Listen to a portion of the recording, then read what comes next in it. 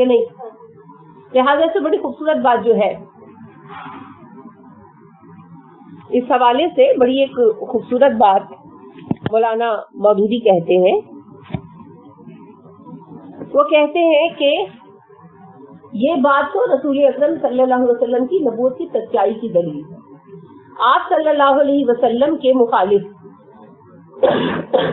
بار بار یہ کہتے تھے کہ کتاب اس نے خود لکھی ہے, کہتے تھے نا, تو کیوں آپ کے گھر سے جا کر لکھی ہوئی کتاب کا اتفاق نہیں لے آتے؟ کوئی لکھا ہوا پیج ڈھونڈ لاتے. کوئی اس زمانے میں اس طرح پیج تو نہیں ہوتے تھے, لیکن ہڈیاں کپڑے استعمال ہوتے تھے.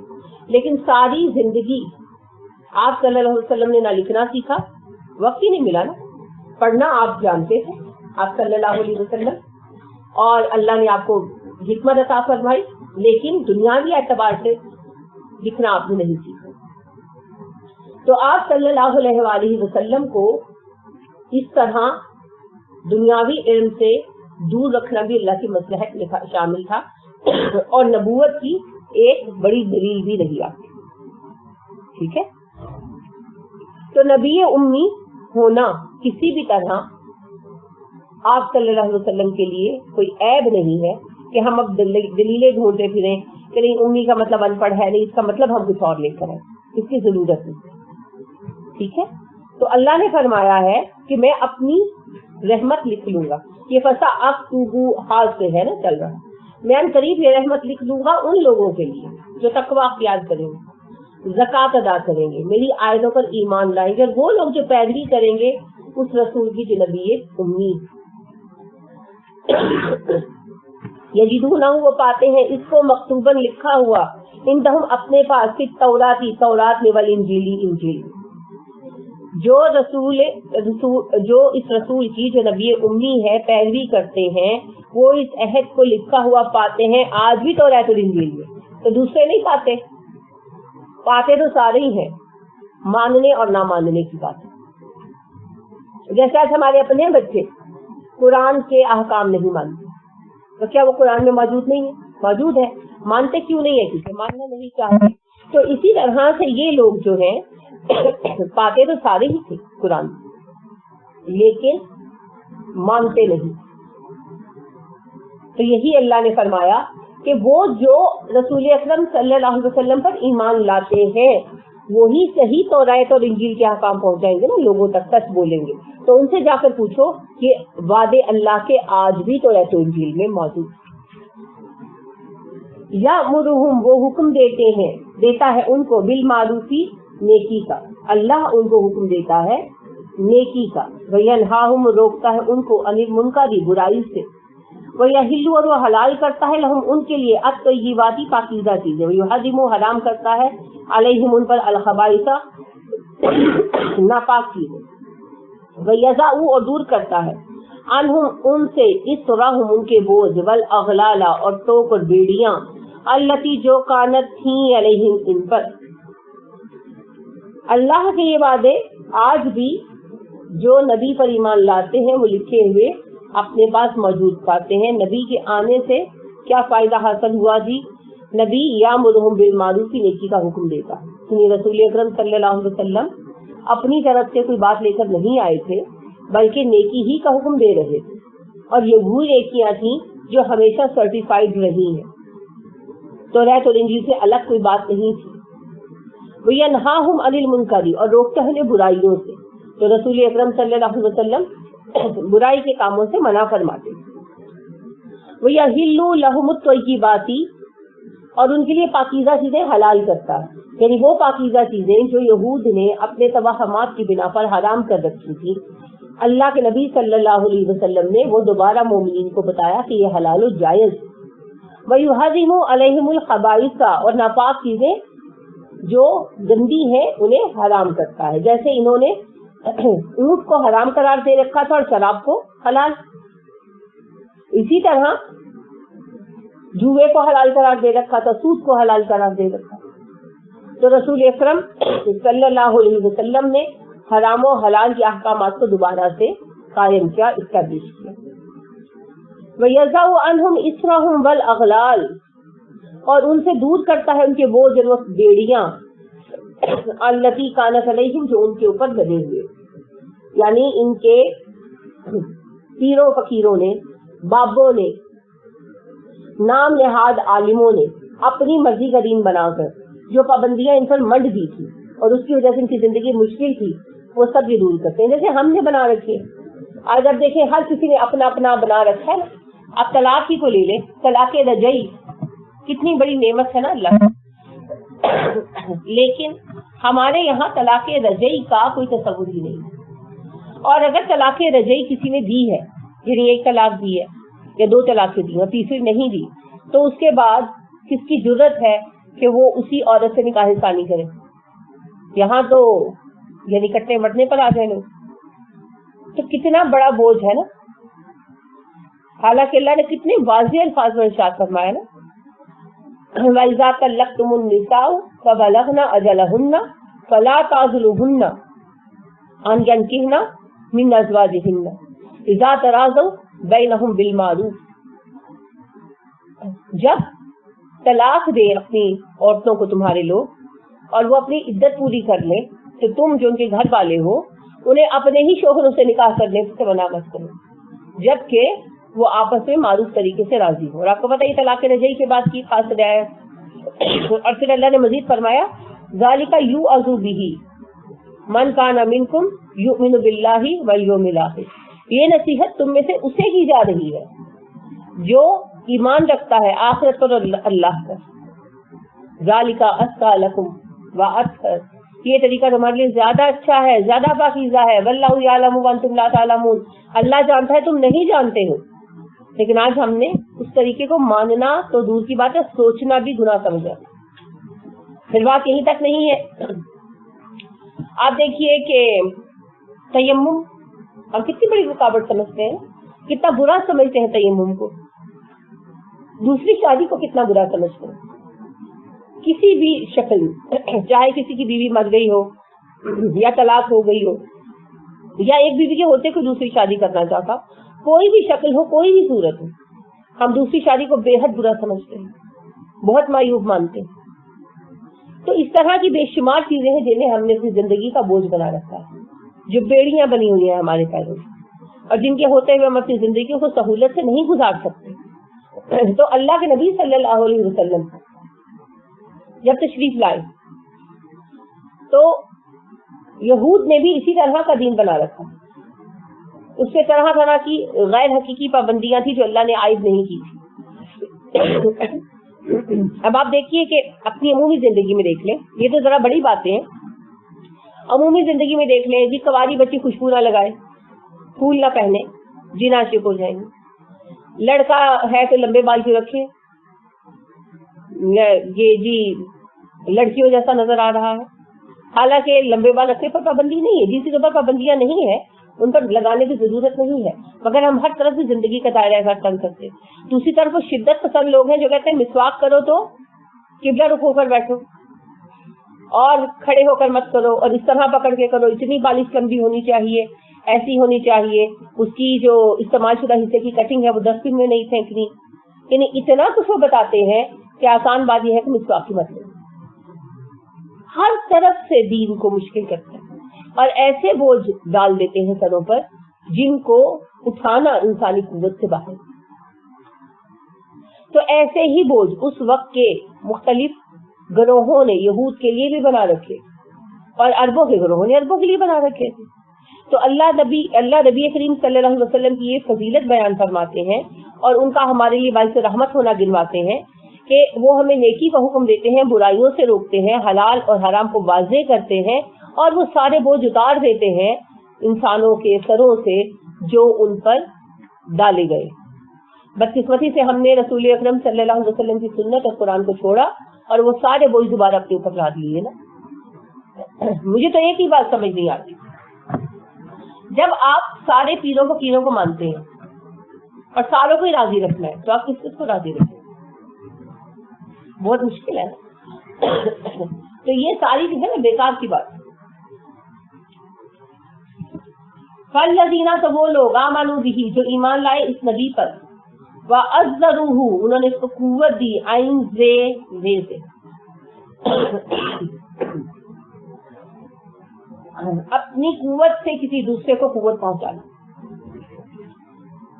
وَنَصَرُوهُ اور مدد کی اس کی، نون صاد رے نیا لفظ نہیں ہے آپ کے لیے نصر. وَاتَّبَعُوا اور پیروی کی، النور روشنی کی، الذی وہ جو انزلہ اتاری گئی ہے، معہو اس کے ساتھ. کون سی روشنی اتاری گئی ہے؟ قرآن مجید. اور پیروی کی اس روشنی کی جو اس نبی صلی اللہ علیہ وسلم کے ساتھ اتاری گئی ہے. اولئک هم المفلحون ایسے ہی لوگ فلاح پائیں گے. اللہ فرما رہے ہیں اللہ کا یہ وعدہ، جو اللہ پر ایمان رکھتے ہیں وہ آج بھی توریت و انجیل میں موجود پاتے ہیں کہ یہی وہ نبی امی ہیں جن پر ایمان لانے کا حکم دیا گیا تھا. اور ان کی نشانیاں کیا بیان فرما رہے ہیں اللہ؟ نیکی کو حکم دیتے ہیں، برائیوں سے روکتے ہیں، حلال و حرام واضح کرتے ہیں، بوجھ اتارتے ہیں. اور اب اللہ فرما رہے ہیں جو ان پر ایمان لائے گا ان کو قوت فراہم کرے گا، ان کی نصرت فرمائے گا، اس کے لیے کوشش کرے گا. اور قرآن پر جو روشنی بن کر رسول اکرم صلی اللہ علیہ وسلم کی ہمراہ اترا ہے، پیروی کرے گا، وہی لوگ کامیاب ہوں گے. اس کے سوا کامیابی کا کوئی راستہ نہیں ہے. تو پھر اللہ کے پاس اب کوئی دین قبول نہیں ہونا نا. ان الدین عند اللہ الاسلام. تو رسول اکرم صلی اللہ علیہ وسلم کو مانے بغیر 4 رکعات نہیں. رسول اکرم صلی اللہ علیہ وسلم پر ایمان لانا پڑے گا، قرآن پر ایمان لانا پڑے گا. پھر صرف یہ نہیں کہ ایمان لانا ہے کہ جی اشہد ان لا الہ الا اللہ واشہد ان محمد رسول، اتنا کافی نہیں ہے. اللہ فرما رہے ہیں وَعَزَّرُوهُ وَنَصَرُوهُ پوری قوت فراہم کر دیں اس کے کام کو مضبوط کرنے کے لیے اور اسے نصرت دیں. اپنے سارے ذرائع استعمال کر کے کام کو آگے بڑھانے میں مدد دیں اور ہر مشکل وقت میں ساتھ کھڑے تب جا. اور تیسری چیز وقت تابعو پیروی کریں النورا اس روشنی قرآن کی. تو پھر 3 چیزیں درکار ہیں ایمان کے بعد بھی. ایمان لانا ماننا تو پہلا مرحلہ ہے نا، وہ تو ایڈمیشن لینا ہے. اس کے بعد 3 چیزیں درکار، پوری کوشش کرنا، بوقت ضرورت مدد کرنا. نصرت بوقت ضرورت مدد ہوتی ہے. ضرور ہوتا ہے اپنے سارے ذرائع استعمال کر کے کسی کی کوشش کرنا. تو اپنی پوری قوت استعمال کرنا، پھر بوقت ضرورت مدد کرنا اور قرآن کی پیروی کرنا. آپ اگر غور فرمائیں تو ہر انسٹیٹیوشن میں یہی ہوتا ہے. داخلہ لینے کے بعد آنا، پوری قوت کے ساتھ ادارے میں رولز کو بھی فالو کرنا اور پڑھنا بھی. بوقت ضرورت جس طرح کے کام ہوں ان میں پارٹیسپیٹ کرنا، یعنی کالج کو سپورٹ کرنا. اور پھر جو کچھ پڑھایا لکھایا جائے، جو کالج کے رولز ہوں ان کو پوری طرح فالو کرنا. اور کالج کی جگہ کوئی انسٹیٹیوشن بھی ہو سکتا ہے.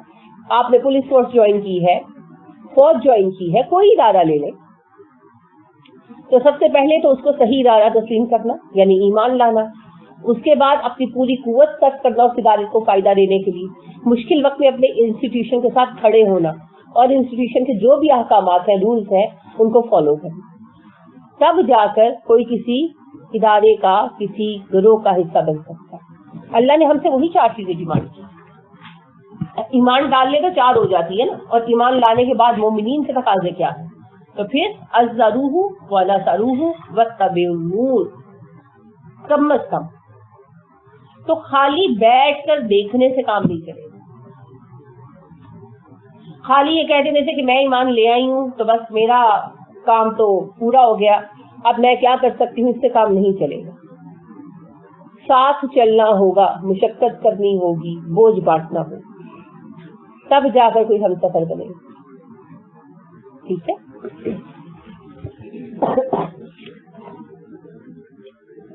کوئی کہہ دیجئے یا ایھا الناس، اے انسانوں. رسول اکرم صلی اللہ علیہ وسلم کا یہ تعارف پیش کر دیا گیا نا، اور یہود کو براہ راست یہ بات کہہ دی گئی. موسیٰ علیہ السلام کے زمانے سے بات شروع ہوئی. اللہ نے فرمایا جب موسیٰ کوہ طور پر آئے اور ہم انہیں ایک جھٹکا دیا پہاڑ سے ان کو، تو انہوں نے دعا کی ہم سے کہ اللہ جی ہمیں معاف کر دے. تو تب میں نے ان سے کہا، موسیٰ سے کہا کہ میں اپنی رحمت ان لوگوں کے لیے لکھ چکا ہوں جو متقی ہیں، مال اللہ کی راہ میں خرچ کرتے ہیں اور میری آیتوں پر ایمان لاتے ہیں. اور آج بھی میرا وعدہ وہی ہے. فرق کس بات کا ہے؟ اس وقت نبی موسیٰ تھے اور آج نبی محمد صلی اللہ علیہ وسلم ہے. تو نبی پر ایمان لاؤ، اور نبی پر ایمان لانے میں تمہارا فائدہ ہے، نبی کا فائدہ نہیں ہے، نہ اللہ کا فائدہ. وہ تمہیں نیکی کا راستہ بتائیں گے، برائی کا راستہ آگاہ کر دیں گے، یہ غلط ہے نا، اس سے بچو. اور حلال و حرام تمہارے لیے واضح کریں گے، زندگی آسان ہو جائے گی. یہ بہت بڑی بات ہے.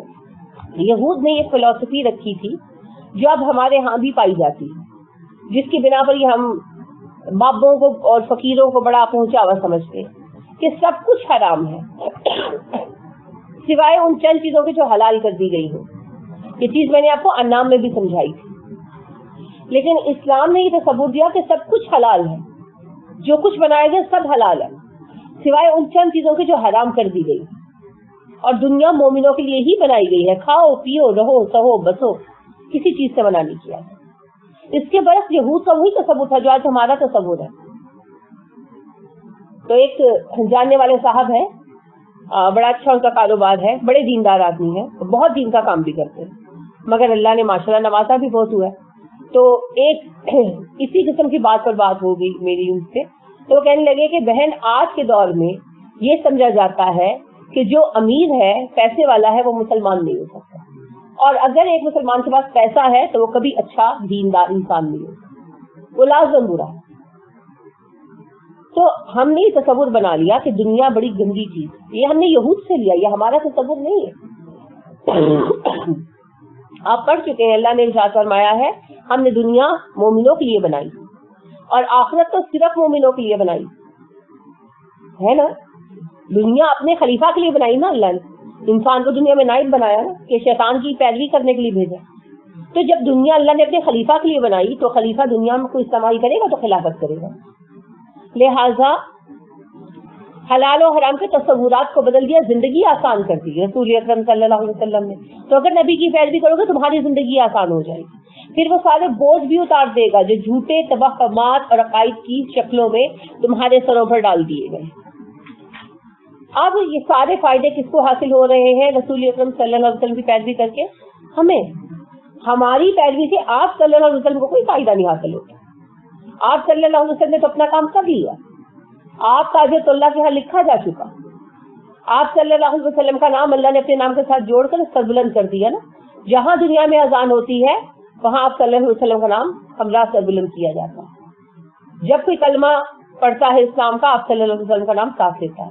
جب نماز میں ہم کھڑے ہوتے ہیں رسول اکرم صلی اللہ علیہ وسلم پر درود ساتھ بھیجتے ہیں. تو آپ صلی اللہ علیہ وسلم کو تو جو مقام اللہ نے دینا تھا اللہ دے چکے. آپ صلی اللہ علیہ وسلم پر تو اللہ کی رحمتیں روز افزوں ہیں، بڑھ رہی ہیں اور بڑھتی چلی جائے گی. ہم جب آپ کی پیروی کرتے ہیں تو یہ آسانیاں ہمیں حاصل ہوتی. رسول اکرم صلی اللہ علیہ وسلم کی شان میں اضافہ نہیں ہوتا، وہ تو پہلے ہی بہت مرتبے والے ہیں. اللہ رب کریم نے خود کہا نا کہ آپ صلی اللہ علیہ وسلم کو ہم نے بڑا معزز بنایا مقام کے اعتبار سے. تو اللہ کی نظروں میں آپ صلی اللہ علیہ وسلم بہت اعلیٰ مرتبے والے. ہم جب پیروی کریں گے ہمیں فائدہ ہوگا، لیکن پیروی کرنے کے لیے صرف کلمہ کافی نہیں ہے. کلمہ تو اعلان ہے نا، اس کے بعد اظہار بھی ہونا چاہیے. اور اظہار کیسے ہوگا؟ جب ہم اپنی پوری قوت استعمال کریں گے اسلام کے کام کے لیے، اور بوقت مصیبت نصرت کے لیے آگے آئیں گے اور قرآن پر عمل کریں گے.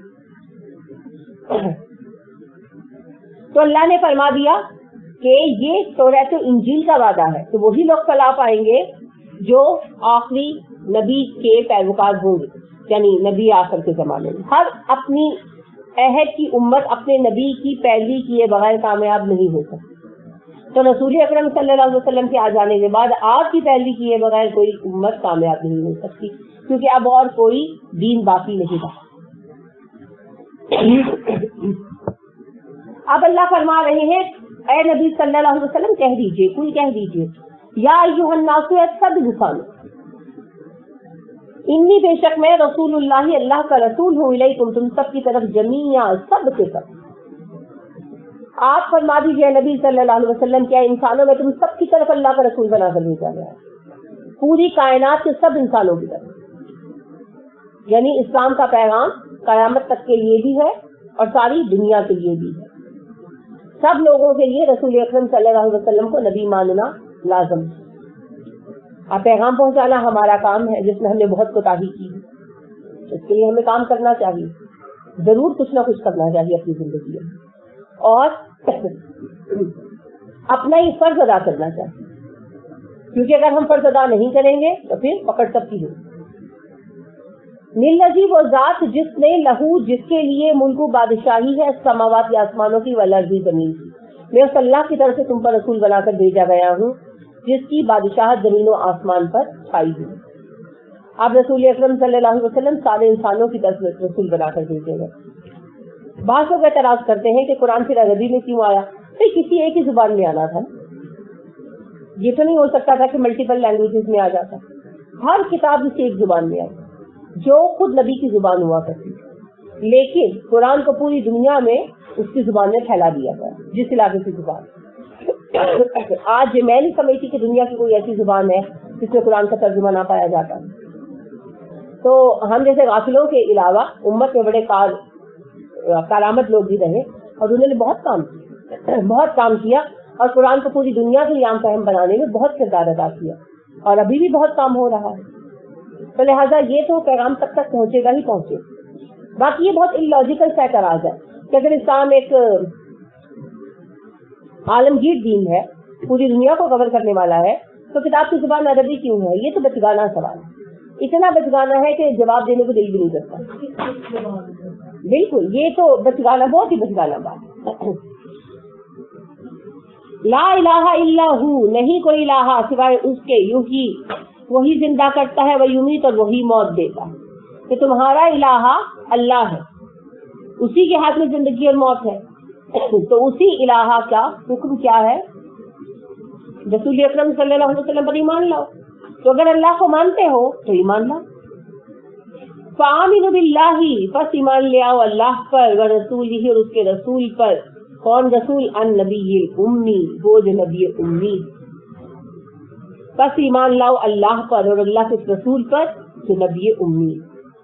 انہی کا تنظیم پر لوٹا دیا گیا نا, کہ کہتے ہو لو ہم اس امی نبی پر ایمان لائے, تو اللہ کہتے ہیں ہاں اس امی نبی پر ایمان. ٹھیک ہے, تو جو ان کا طنز تھا اللہ نے اسے لقب بنا دی. ہم نے انہیں امی ہوتے ہوئے نبی بنایا, نبی امی بنایا, اور انہیں وہ علم دیا جو دنیا میں سوائے انبیاء کے کبھی کسی کو میسر نہیں آ سکتی.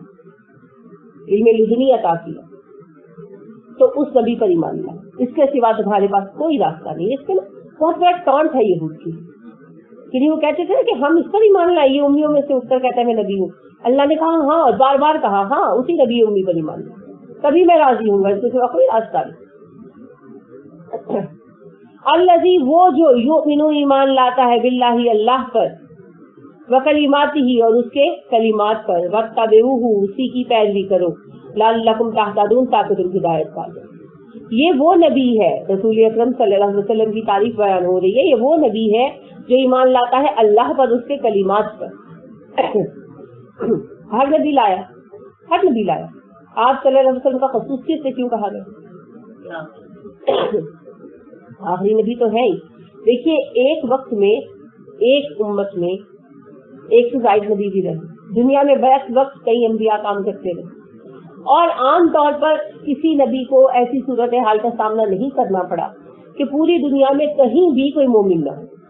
لیکن رسول اکرم صلی اللہ علیہ وسلم کا زمانہ ایسا ہی تھا.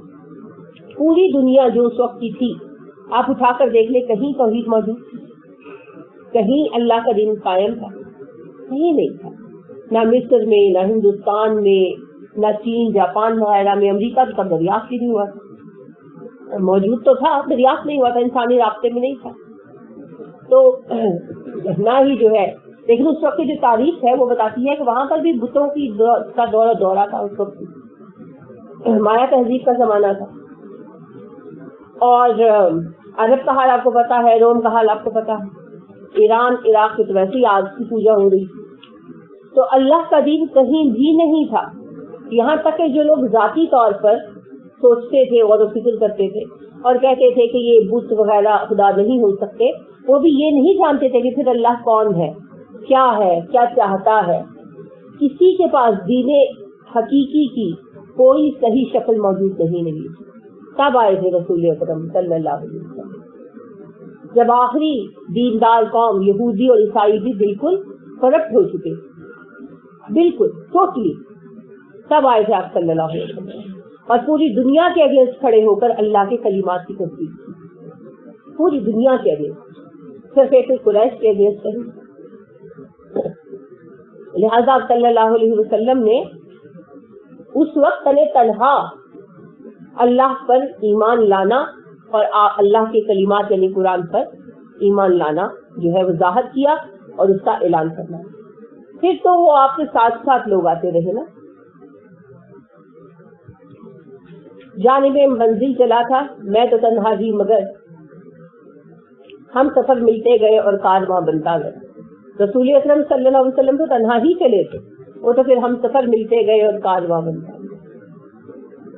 لیکن آپ صلی اللہ علیہ وسلم نے سفر کی ٹھانی تو تبھی سب کچھ ہوا. تو آپ صلی اللہ علیہ وسلم کی یہ ایک خاص شان ہے کہ پوری دنیا میں, اس وقت کی پوری دنیا میں آپ واحد انسان تھے جنہوں نے اللہ پر ایمان کا بھی اعلان کیا اور اللہ کی کتاب کا ایمان کا بھی اعلان کیا اور احکامات کا بھی اعلان کیا, اور اس کے لیے پوری دنیا سے مصیبتیں بھی اٹھائی. تو اللہ نے فرمایا وَاتَّبِعُوهُ, بس اسی کی پیروی کرو. وہ ایسا نبی ہے کہ پوری دنیا کے اگینسٹ اللہ پر ایمان لایا, اس کی کلمات پر ایمان لایا, تو تم اس کی پیروی کرو. لَعَلَّكُمْ تَهْتَدُونَ, تاکہ تم ہدایت پا جاؤ. تو ہدایت پانے کے لیے پھر کیا ضروری ہے؟ رسول اکرم صلی اللہ علیہ وسلم پر ایمان لانا اور پیروی کرنا. آپ صلی اللہ علیہ وسلم کی پیروی کیے بغیر ہدایت نہیں مل سکتی. یہ ایسے ہی ہے جیسے آپ کہیں کہ پیٹرول کے بغیر گاڑی چلا تو نہیں چلے گی, جس کا بھی زور لگا. اسی طرح سے آپ صلی اللہ علیہ وسلم کی پیروی کیے بغیر ہدایت نہیں ملے گی, جتنا بھی زور لگا.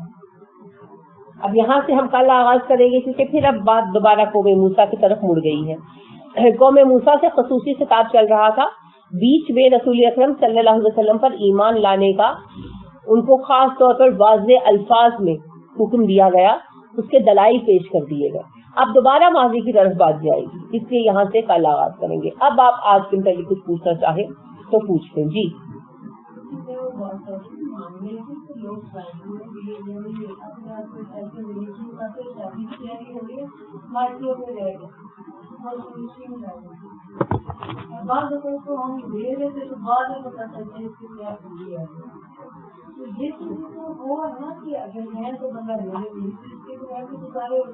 بالکل صحیح بات ہے. اور اللہ کے نبی صلی اللہ علیہ وسلم کی بڑی ہی شاکنگ حدیث لگتی ہے مجھے. آپ فرماتے ہیں جو اپنے اوپر محتاجی کا ایک دروازہ کھولتا ہے, اللہ اس پر کئی دروازے کو نہیں, جو محتاجی کا دروازہ کھولتا ہے اللہ اس پر محتاجی کے دروازے کھول دیتے ہیں, اور جو اپنے اوپر غنا کا دروازہ کھولتا ہے اللہ اس پر غنا کے دروازے کھولتے ہیں. غنا کیا ہوتا ہے؟ محتاجی کے الٹ ہے, بے نیازی. کہ ضرورت ہے بھی, بعض چیزیں ایسی ہوتی ہیں جن کے بغیر آپ کو گزارا نہیں ہے, تو وہ پھر آپ مجبور ہو جاتے ہیں, واقعی مجبور ہو جاتے ہیں. اور کئی چیزیں زندگی میں ایسی ہیں جن کے بغیر ہم جی سکتے ہیں اور بڑا اچھا جی سکتے ہیں.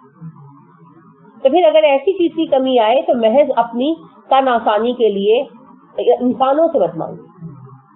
تو لہٰذا اللہ کے نبی صلی اللہ علیہ وسلم نے فرمایا جو اپنے پر محتاجی کا ایک دروازہ کھولتا ہے اللہ اس پر محتاجی کے کئی دروازے کھول دیتے ہیں, اور جو اپنے اوپر غنا کا دروازہ کھولتا ہے اللہ اس پر غنا کے کئی دروازے کھول دیتے ہیں, کہ پھر اللہ اسے بے نیاز کر دیتے.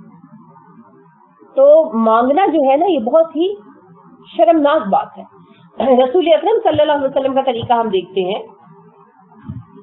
آپ صلی اللہ علیہ وسلم کے پاس ایک صحابی آئے, عرض کی اللہ کے نبی صلی اللہ علیہ وسلم میرے پاس کچھ بھی نہیں ہے. آپ نے فرمایا یہ ممکن نہیں ہے, آپ کے پاس کچھ تو ہوگا.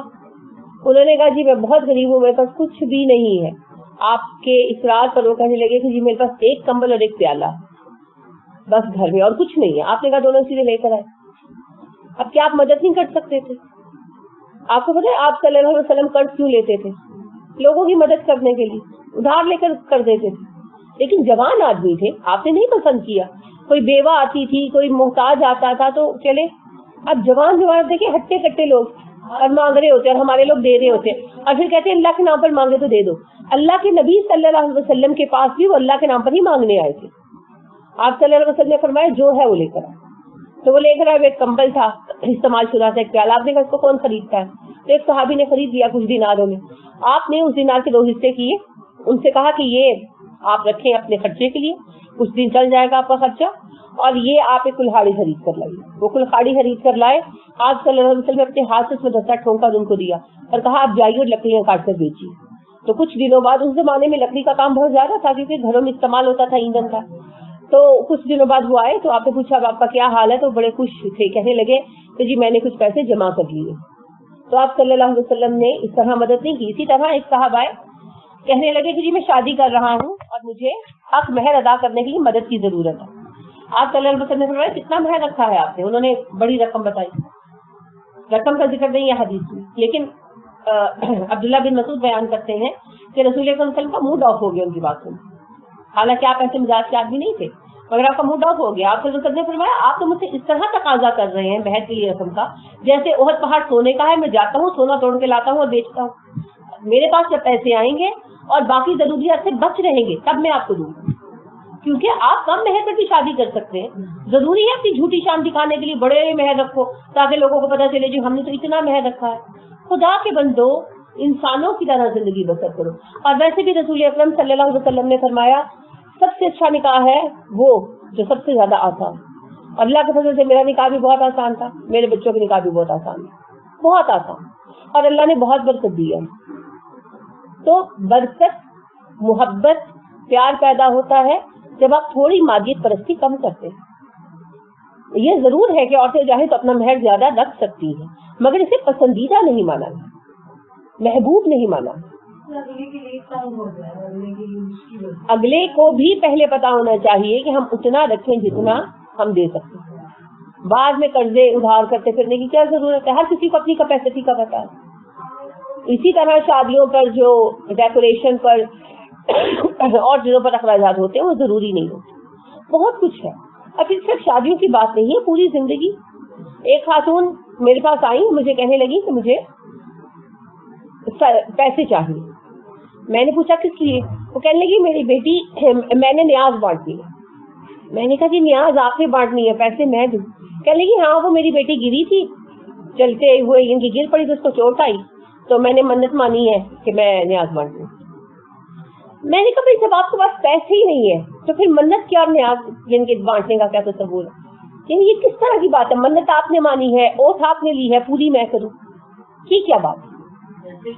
جب آپ کے پاس پیسے ہوں. اچھا اب دیکھیں, ایک بندے نے اگر ایک منت مانی ہے دینی اعتبار سے, آپ دیکھیں, اور اس وقت اس کے پاس پیسے تھے, فرض کریں بعد میں وہ پیسے نہیں رہے جب وہ منت پوری ہوئی, جب وہ دعا پوری ہوئی, اول تو ایسے منت ماننا پسندیدہ نہیں ہے. رسول اکرم صلی اللہ علیہ وسلم نے فرمایا منت کیا ہے؟ بخیل سے پیسے نکلوانے کا طریقہ, حدیث ہے. تو منت پسندیدہ نہیں ہے, لیکن اگر مانگ لی تو پھر پوری کی جائے گی. اب اگر منت مالی مانگی, آج کے دن میں مانی کہ بھئی اگر میرا یہ کام ہو گیا تو میں گائے قربان کروں گا, لیٹ سپوز. اب 2 سال بعد 3 سال بعد وہ کام ہوا اور اس وقت پیسہ ہی نہیں پلے, تو پھر منت پوری کرنے کی ضرورت ہے نہیں ہے.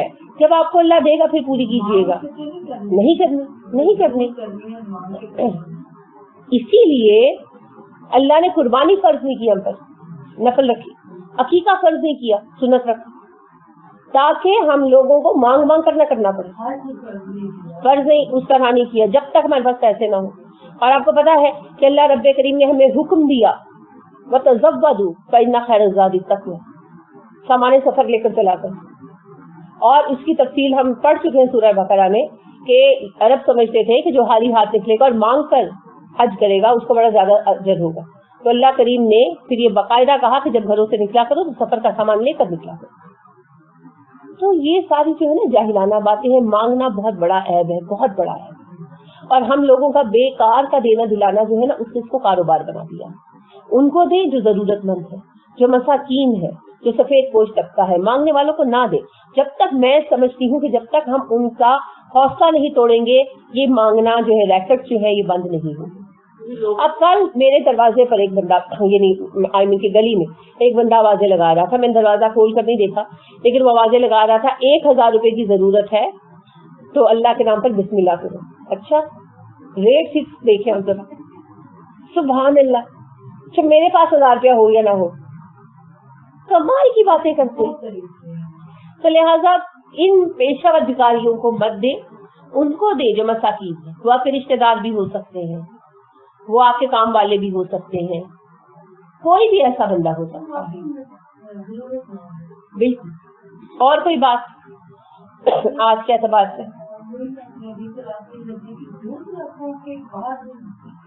طلاق کا موضوع اتنی دفعہ ڈسکس ہو چکا ہے، میں آپ کو بعد میں دوبارہ بتا دیتی ہوں، ٹھیک ہے؟ کیونکہ بہت دفعہ کی ریپیٹیشن ہے، الیکشن میں ضرورت نہیں ہے. اور کوئی بات؟ چلیے، سبحانک اللہم و بحمدک ونشہد ان لا الہ الا انت ونستغفرک ونتوب الیک. السلام علیکم ورحمۃ اللہ وبرکاتہ.